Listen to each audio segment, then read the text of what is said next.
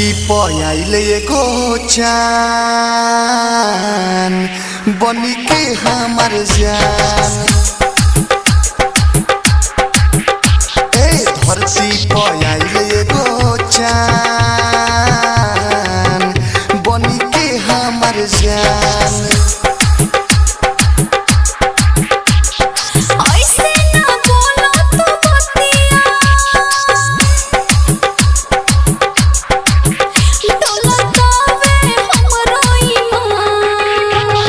धरती पर आइल एगो चान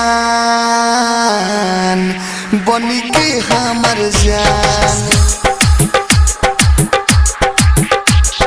धरती पर आइल एगो चान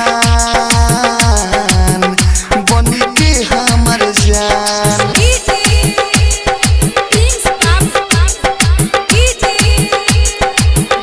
presented by Videshi Lal entertainment, Balaji recording studio Jadavpur.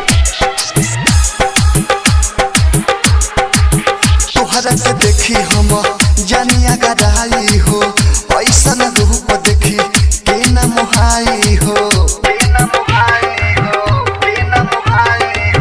तोहरा के देखी हम जानिया गराई हो, ऐसन रूप देखी के न मोहाई हो। कितना करो तारा हमर बड़ाई हो, मन करे संगे तारा जीवन बिताई हो। हो गईनी देख के परेशान बनी के हमर जान।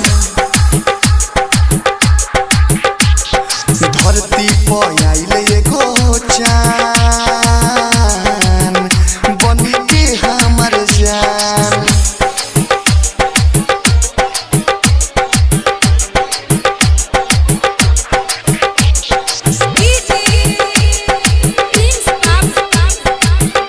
presented by Videshi Lal entertainment, Balaji recording studio Jadavpur.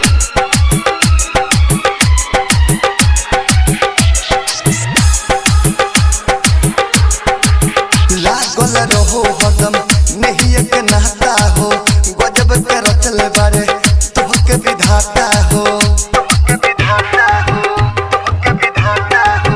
लागल रहो हरदम नहीं एक नाता हो, गजब के रचल बारे तोहके विधाता हो। दूर किससे दर्द हम यह चाहतानी हो, यादों विदेशी संगे कट जिंदगानी हो।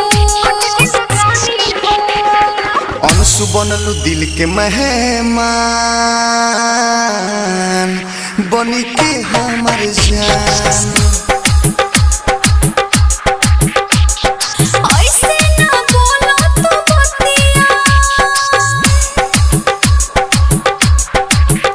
डोलतावे हमरो ईमान। धरती पर आइल एगो चान